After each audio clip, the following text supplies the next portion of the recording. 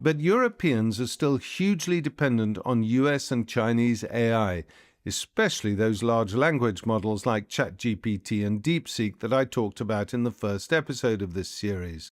And the fear is the potential threat they could pose to our democracy and future elections in Europe, and specifically their ability to inform and persuade the people who are taking part in those elections.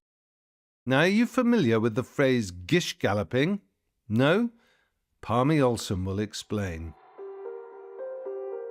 It's basically a debate style that was made popular and sort of comes from this creationist named Duane Gish, who had this tendency in debating to just kind of bombard his opponent with lots of information.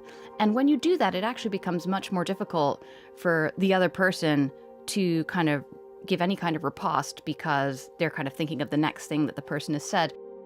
Parmi Olsen is author of Supremacy, AI, ChatGPT, and the Race That Will Change the World. Some researchers who wanted to look at the most effective way for an AI model to persuade someone to a different political idea.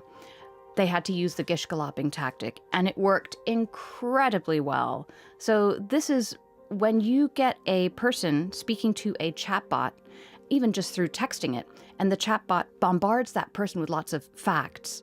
But as the number of facts increased, the accuracy of them dropped from around 80 to 60%. Though it turns out that didn't matter when it came to persuading someone to see your point of view.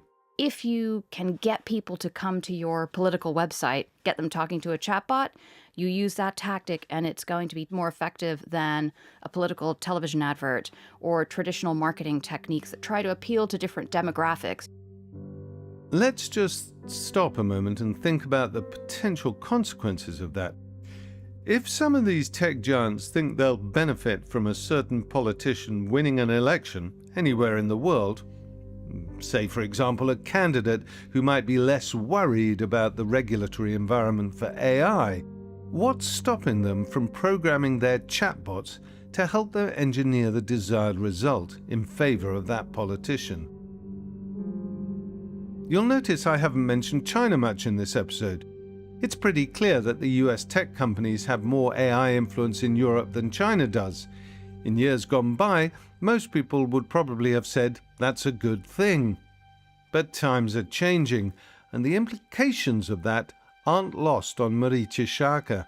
The US says that it wants to win the technology race from China, that it is a race between democracy and authoritarianism.